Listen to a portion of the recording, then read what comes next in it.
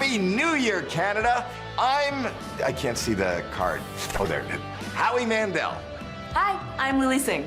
I'm Trish Stratus. And I'm Cardinal Official from Canada's Got Talent on City TV. Looking back on the year that was, we saw some exciting plays, fantastic goals. Look at that! Are you watching this? And breathtaking saves. Oh, did you see that? There certainly was some talent on display. Austin Matthews dazzled the league with 41 goals in just 52 games, and it continues this season. Matthews shoots, scores! The Cinderella Montreal Canadiens made it all the way to the Stanley Cup final in an epic run that gave us shades of 1993. Whew, what a sight that was to see. The Tampa Bay Lightning showed us they have some amazing talent on ice as they cruise to back-to-back Stanley Cups. And can you believe the great eight? Backhand shot, score! Ovechkin all alone in fifth place.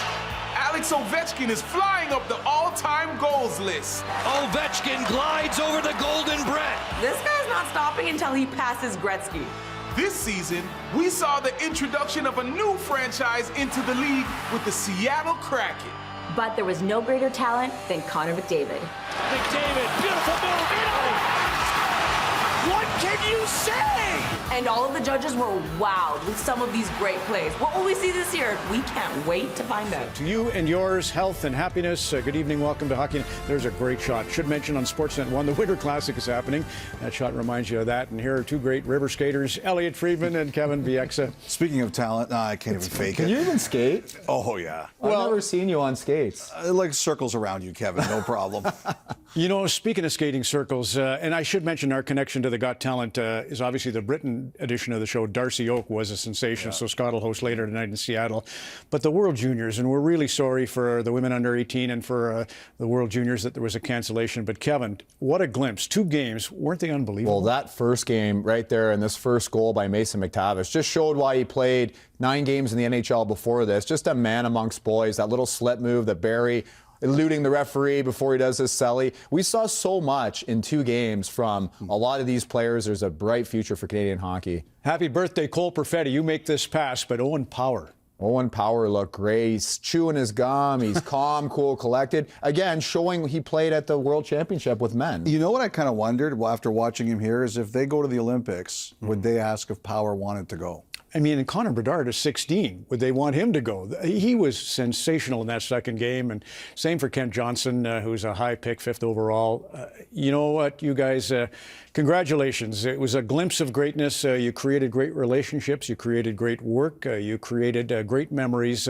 So thank you. Lots to look forward to. We'll leave it at that. David Amber, night at the Roxbury over here. Elliotte Friedman. Happy New Year, man. Happy New Year. How Happy you New doing? Year, everybody. Yeah, it's great to have you along. Here we are. We're thankful to be back. It's been a long time, 2 weeks for us getting back here tonight. Of course, a full slate of games, Hockey Night in Canada. But let's start with this game. And a bit of a rumor out there right now. We know the Oilers are scuffling 2 wins in their last 10 games.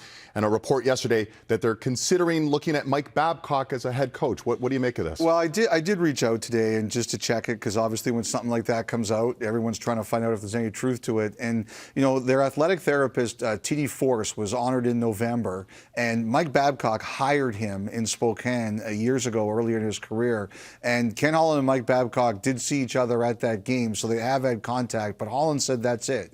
Like, he's had no communication since that with Babcock or nor his representatives. So he wanted to throw cold water on that when I asked him. All right, well, it's something to obviously keep an eye on. We'll have much more. Vancouver and Seattle assistant equipment manager for the Canucks, Red Hamilton. A great story here. Well, we all need a great story, and what a way to start 2022 with a fantastic story about a fan who was at the game the other day, the last time that Vancouver played in Seattle, and her mother actually put it out on Facebook. She's a nursing student, and basically what she did was she said, look, I see a mole on your neck here, and I'm concerned about it, and she put a note and put it up there, and he announced that, you know, it turned out that it was something he needed to have removed. So it turns out the fan is going to be at the game tonight. It's just a great story that we all need. Ted Lasso, have you watched it, Kyle? I don't know if you're still there, but have you seen it? You can't hear We're me. working our way through it, yeah. Oh, good. Yeah, it's a fantastic series. Kevin, you enjoy it. The Grinch that stole Christmas. I couldn't get into it. Kurt Browning hasn't watched it yet. It's too positive for me, I think. That's right. Yellowstone for me. Oh, yes. Yeah. You see Milan Lucic? Well, Yes. you showed it. Ryan That was Leslie right. showed it the other night. All right, I'm blithering here. Kevin, what about the Leafs return? Well, the Leafs return, it's almost like a great reset now, almost like training camp where you have too many forwards, and as Ron beat out of Sheldon Keefe earlier, Nick Ritchie is the young man out. So this is what the lines look like, and it's a little bit of jostling for position up and down the lineup. Where do you slot in? How big of a role do you have now that everyone's healthy? And it'll be interesting to see. Certainly a lot of depth at the forward position for the Leafs. Elliotte, you wanted to mention that Bieksa was drawn in tonight. Do you want to take that one? No, you go ahead, bro. Well, great kid. He was in the Vancouver system. I had a couple training camps with him. Came into the first training camp and beat the chin-up record. Somebody had it on the panel. I'm not sure. It wasn't you. Definitely was not me. Not me. It wasn't Kel either. So, Ron, I don't know. Hey, I'm ready. Push-ups, you and me, at 10 when David's hosting. And you're still working, so I might. Anyways, the lines are deep, so we'll see what Irwin does tonight. Elliotte. You know, for Ottawa tonight, Kyle mentioned Stützle, big opportunity as a #1 center, but, you know, I look at guys like Brandstrom, you know. Look, Brandstrom got hurt. He goes back down. I don't know when they were expecting him to come back up, but one man's injury or illness is another person's opportunity, right? It's a big opportunity for Brandstrom tonight. Lassie Thompson. I look at all the this year. I watched Montreal today. It's all about people who aren't expected to play getting an opportunity. You can look at it and say, "Oh, we're beaten up. We don't have as many people as we want." Instead, you have to look at it like, this is my time to shine. And when I look at guys like Brandstrom, I say, this has got to be his time to shine. Are you wearing a gold chain around your turtleneck? Like, I just looking at that thing. No. Chin up, Elliotte. Kelly. Okay, the biggest story for me, that's funny though, I like that turtleneck, Elliotte, but the biggest story for me for Ottawa is the return of Matt Murray. We all know how difficult it's been this year. He went down to Belleville, played 2 games. By all accounts, he played really, really well. In an ideal world, when you go down for a month, you'd hope that the goaltender would play 7 or 8 games, but that wasn't the case. But I'm cheering for him. I hope he finds that game again that we all fell in love with Pittsburgh.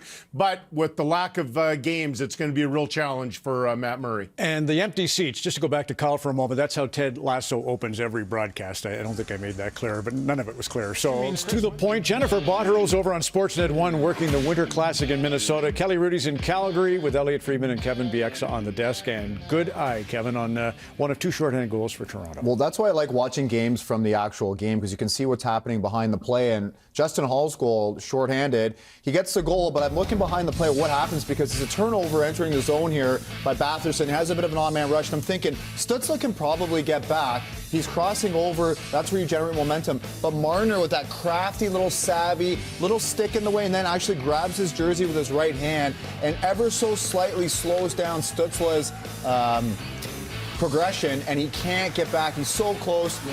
You have the puck, and there's certain things you can do with the puck, but when you don't have the puck, there's still ways to help your team out. Crafty move. You're going to call it cheating, but I'm going to call it good game awareness. If you're not cheating, you're not trying. In 2002, Carolina and Detroit tied a game apiece, goes to triple overtime, and we're wondering, why is Nick Wallin, the defenseman, so out of the play? It's because Luc Robitaille held him in the far end.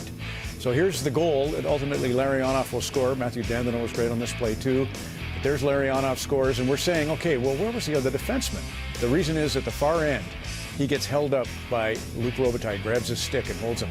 So a little bit easier to get away with that back in that era, and that's why Marner, like, pretty crafty that he can do that little jersey tug, slow down his momentum, goal in the back of the net. And what about the Mikheyev goal tonight, Kelly?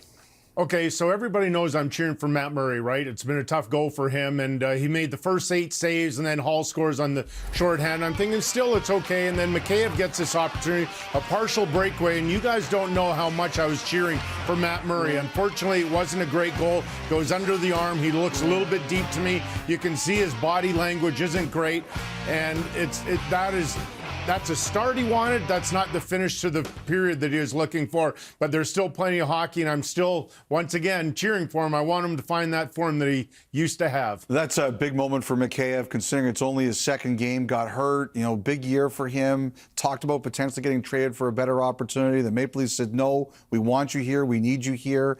We all talked at the beginning of the game about this long layoff. Who was going to look good early on? He probably looked as good as anybody did at the start of this game. So you three, with the cancellation of NHL participation at the Olympic Games and then the World Junior Championships goes down, there's just a real conversation happening about best on best. So, Elliotte, why don't you start on what we do to have best on best? Well, Ron, back in 2016 when we had the World Cup, we were still going to the Olympics every other year. There really wasn't the demand for it. And look, the Olympics are the Olympics. They will always be the number one thing. But I think the demand is here for it now. And not just from the fans, but I think the players. Crosby and McDavid skated together last summer because they wanted to see what it would be like to play together. I think the Crosby era Canadians and the McDavid era Canadians want to play together against the Kane era Americans and the Matthews era Americans. You don't think that those group of players all want a shot at each other in a best on best with Ovechkin and Hedman and the likes there to try and ruin it? I think the players really want it, and that's why I do think it's going to happen. My most vivid memory as a kid was the 1987 Labatt Canada Cup. Most of the games were played either in Montreal or Hamilton. I was at one of the games. The opportunity to see Gretzky and Lemieux on the same line playing against the best Soviets and the best Americans, that gave me a dream. And that gave, if we're talking about growing the game and inspiring children and giving them something to dream about, best on best playing for your country is a special thing. It has to be a part of, if it's not the summer, then the fall for sure. I agree with you. It's the greatest hockey ever played. And Kelly, what that must mean to you, obviously. Yeah, well, that was a special memory for me to be on that team and participate in something as like the Canada Cup and throw that jersey on. But for me, it's still, Elliotte and Kevin, I would agree with you about the best on best is international competition. I'm a big fan of the World Cup. I always have been. I'm glad to hear that the appetite is strong for it amongst the players and the fans. The only caveat I would make to that is that I think to grow the game, it should be played a little bit more outside North America. I think that when we had it in 2004, some of the games were in Minnesota and Pittsburgh, I believe, as well as Southern Ontario. In fact, Kevin, going back to the 87 Canada Cup, our first game was played in Calgary versus Czechoslovakia back then. So I think we can take some games and play them in European countries. I think the appetite is there. Rick Ball, my broadcast partner with the Calgary Flames, he and I were in St. Petersburg and Prague for pre-tournament games in 2016. And the games were sold out. I think it can be played in both places. See, Kelly only wants the international games because he wants to go back to Prague. Like, this has got nothing to do with growing hockey. I know you want the free trip, Kelly. That is a great city, my friend. Well, let's hope that they can resurrect the women's U18 and they can get the World Juniors back and make those matinees on the same day as the Stanley Cup playoffs come June and July. It's the only thing that would be so great. So, Kelly, you start. Highlight of the year. What's your moment of 2021? I thought long about this, but it's very personal for me. So I'm going to say Patty Marleau breaking Gordie Howe's record, playing in his 1768th game. Just a special moment. Patty, if people are unaware, lived with my family and I my last year in the league, his first year, and to get to know this special young man and to see this moment where all the Golden Knight players came over and the respect shown for Patrick. He is just a remarkable human being. I texted him today, and so it's a special moment, I believe, that he and I are sharing right now. Great. And I didn't think too long about this because it was the first thing that came to mind, but it was Montreal's playoff run. It just was a special time and to be a part of it, covering it in Montreal for the finals. First time a Canadian team's been to the finals for 10 years. I can't remember the last team to do it, but what a run. And coming back against Toronto, I know that stings for Leaf fans, but usually when a Canadian team there's one left in the playoffs, there's usually a little bit of a divide in Canada. Do we cheer for them? Do we not cheer for them? Did they beat out our team? I felt like pretty much everybody across Canada was cheering for this team, for Carey Price, for Shea Weber, maybe for Corey Perry, a few here and there. But this was a great team. It was a great run. It brought a lot of excitement to Canada, to Montreal in particular. Ron ate a lot of A&W in the finals, gentlemen. Absolutely did. A lot. Yeah, there are some photos on this camera roll. That's Alex Burrows, I blame, because Sandrine, his good friend, would host us at a nice little wine club, and then we would hit the A&W. Okay, Elliotte, what about you? Right at the end of that series, it was right below where David Amber and I were sitting in Game 5 when Tampa won, and first of all, I didn't see this shot live. I saw it later, but the one of the emotional Shea Weber on the bench. But what we did notice was all of the Montreal players going to Weber. And I remember Dave and I turning to each other and saying, yeah, I know they just lost and it's very emotional, but doesn't this seem a little even more over the top for you? And now what we know that this is probably going to be the last game that Shea Weber ever plays, it's just that moment of all the Canadians going and saying, we know how hard you played, we know how much it meant to you, and we know what you were going through to play really stuck out to me. So he's Elliotte Friedman and Jeff Merrick. We were at Stouffville for Hockey Day in Canada last year. We stopped by Jeff's backyard rink where his boys are sensational hockey players, TJ and Brody, which is unbelievable for the period he just had. And yeah, welcome, Jeff. Happy New Year to you. And Elliott's actually going to kickstart us here with a thought.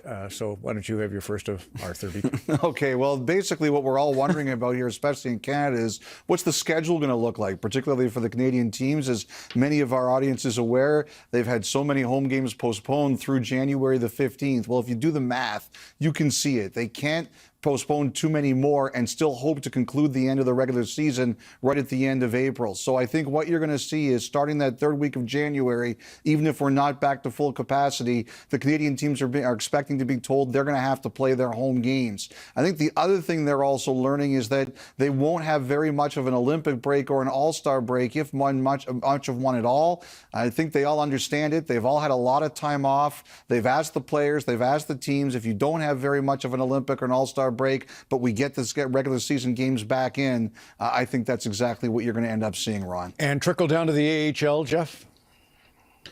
Yeah, absolutely, Ron. If you go back to U.S. Thanksgiving, the American Hockey League had 31 positive tests. From then to now, the number has swelled to just over 300. As of today, the league has had to reschedule 78 games, half of which have already been done. And Ron, we talk a lot about Steve Hatzapetros from the NHL. He does great work. He's the schedule maker there. Melissa Caruso does the same for the American Hockey League. She's done so much heavy lifting for Scott Housen in the AHL this season. Special shout out to Melissa Caruso, who started as an intern, by the way. She's now the VP of Hockey Operations for the American League. The AHL has extended their season by 6 days. Right now, the schedule matrix remains the same in that league, but if this continues for the next few weeks, that league may have to make a couple of awkward decisions. One more thing on the AHL as well, Ron. In the next 10 days or so, the American Hockey League will make a decision on whether they will allow players under American Hockey League contract to participate in the Olympics. Now, we expect this to get the rubber stamp,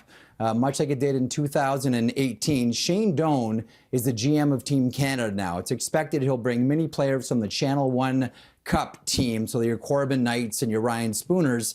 But, you wonder about other players. Now the field is opened up to Cameron Gauntz and Cal O'Reilly and Cody Franzen and Devin Dubnyk and Derek Pouliot and, dare I say, Josh Hosang as well. Could be some interesting decisions here, Ron, for Shane Doan. Jason Garrison signed back into the American Hockey League with the express purpose of maybe having a shot at going to Beijing, and Cody Goluboff, who was there in Pyeongchang, is another name, playing in Belleville a lot. Okay, the Olympics. It's a big dream, Elliotte, and you have a sense of it. Well, and one of the things, we all know now, Brad Marchand was one of the players who went very vocal and very public about his disappointment. And I was just talking to a couple of other players, and they told me that one of the things, and just to give an idea of how they felt about it, one of the things a few of them asked was, could we retire or find some way to void our contracts, go play the Olympics, and then find a way to come re-sign? And a couple of them said, could they retire and come back? They also asked, could we be in a situation where he could be asked to put on waivers for the purposes of termination and then come back after the Olympics and re-sign with our teams?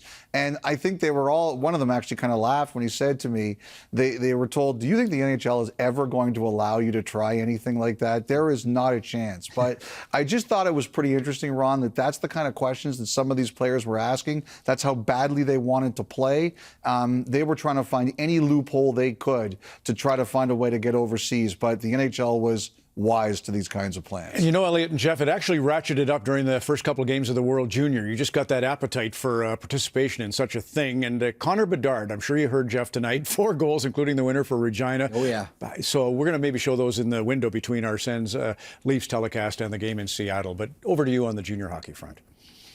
Yeah, a couple of junior hockey notes, and yeah, Bedard was outstanding once again for the Regina Pats. Wash, rinse, repeat. Speaking of junior hockey, the top prospects game is scheduled for February the 2nd in Kitchener. The CHL is strongly considering moving that. A decision is going to have to be made soon on it. If I were a gambling man, and Elliott's a gambler of the two, but if I were betting with his money, I'd say they'd be looking at somewhere between the end of the Memorial Cup and the NHL draft, which is on July the 7th. Also, Halifax Mooseheads expect them to trade Elliotte Friedman. You saw him in the World Juniors to St. John. The Sea Dogs are hosting the Memorial Cup this year. And the Western Hockey League today shutting down the Lethbridge Hurricanes. They've had a horrible outbreak. There's a Board of Governors call on Monday. They will have a look at what happens over the weekend and then determine what their next steps are. Now, the Western League has only shut down, or postponed rather, 6 games, but Ron Robinson, the commissioner there, wants to be proactive. They'll course the next chart of games and what they do on Monday. Actually, last word goes to you, Jeff, on the women's hockey front. So we were expecting to hear an announcement on the team on December 22nd, but COVID had other plans. Players and team officials as well.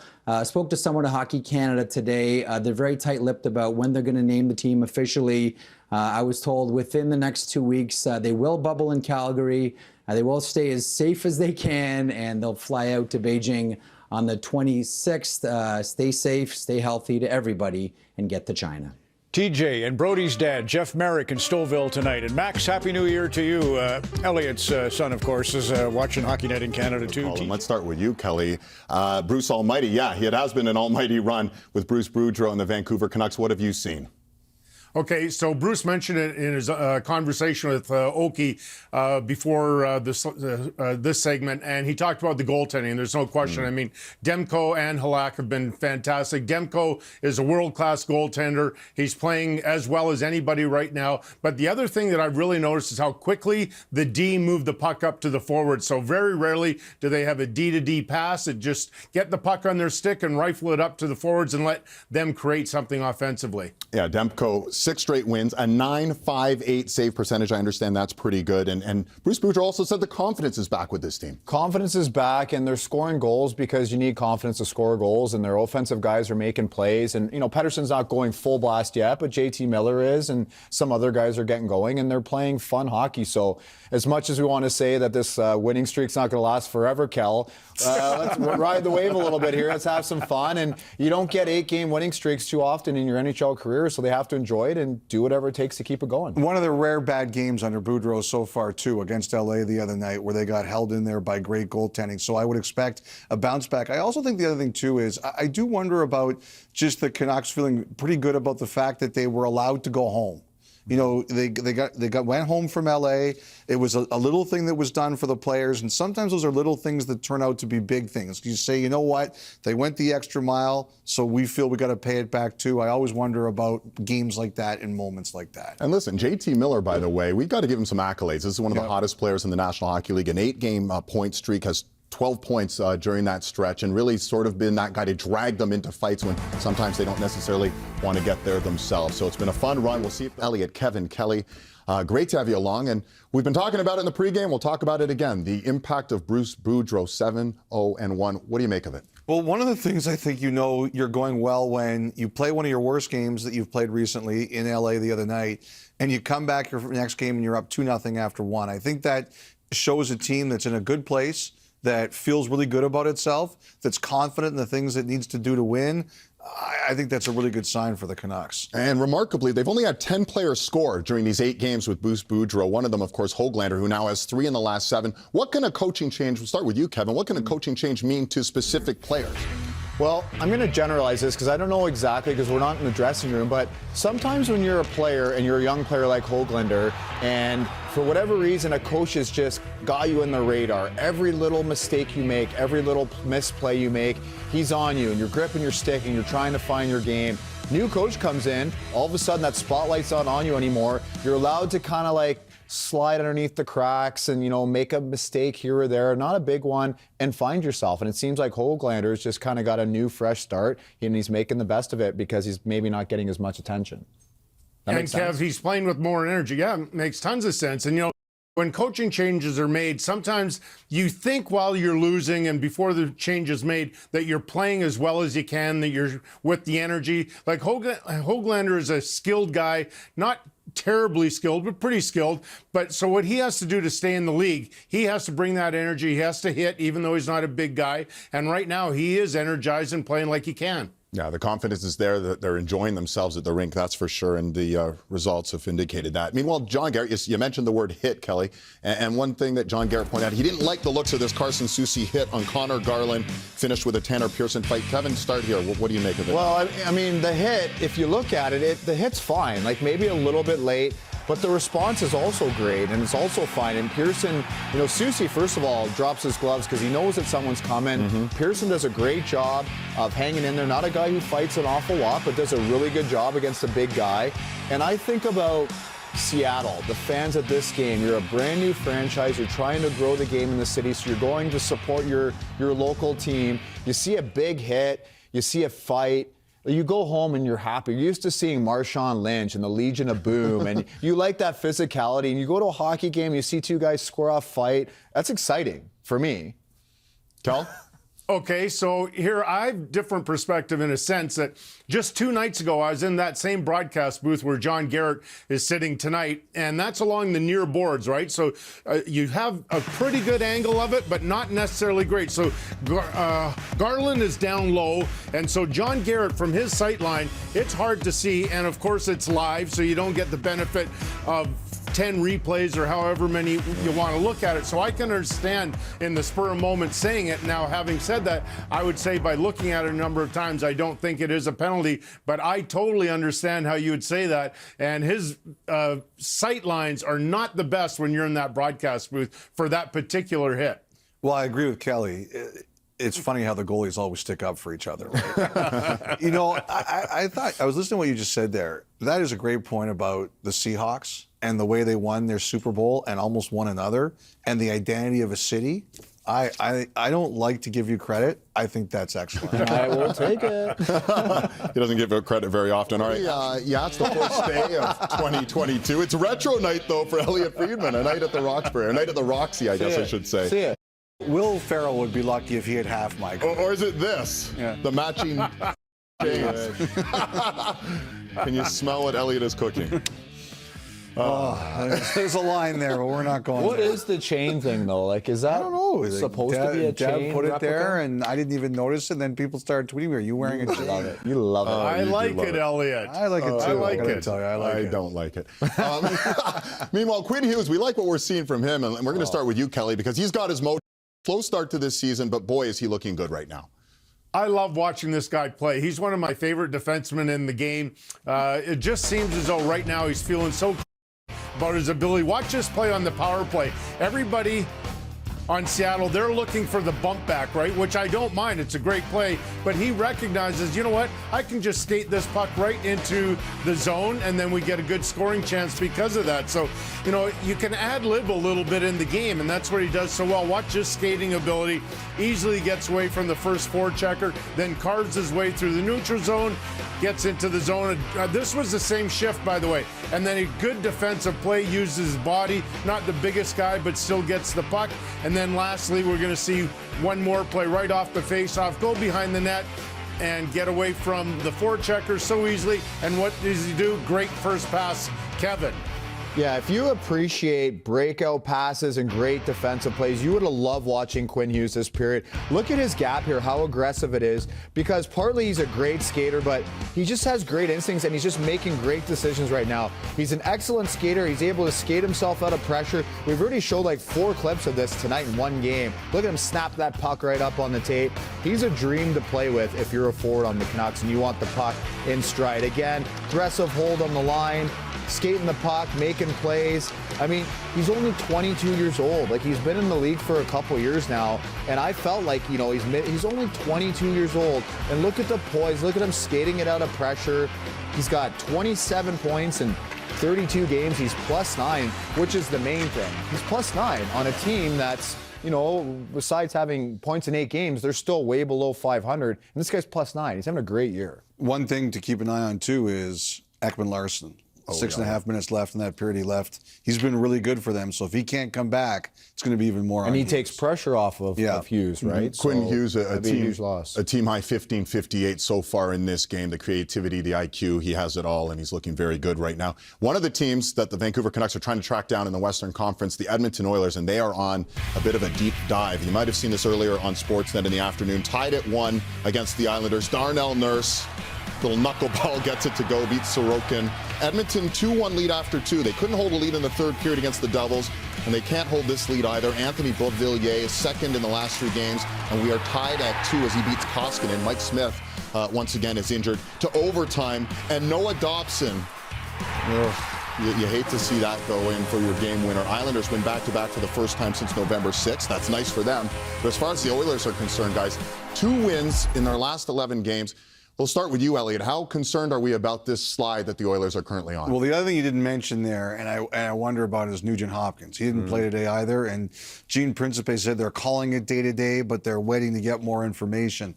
Look, I think I don't know if worry is the right word, but there's concern. You know, a lot is expected from the Oilers this year. A lot is demanded, not only externally, but internally. And I think people are starting to wonder, will they make changes? Will they try to go out and do something? Now, there was a report last night about the possibility of reaching out to Mike Babcock. Ken Holland threw cold water on that when I reached out to him today. But I do think the scrutiny is high there and the expectations are high there. And if it goes this way, it just can't continue the same. Kevin? There's just so many ebbs and flows in a season, but these are extreme ebbs and flows. And started off the season great, Edmonton. They looked unbeatable, and then this slide now, like what kind of team is this where you just need some consistency, right? Like you lose 1, you lose 2, you lose maybe 3, but like this is a deep dive right now. Cal?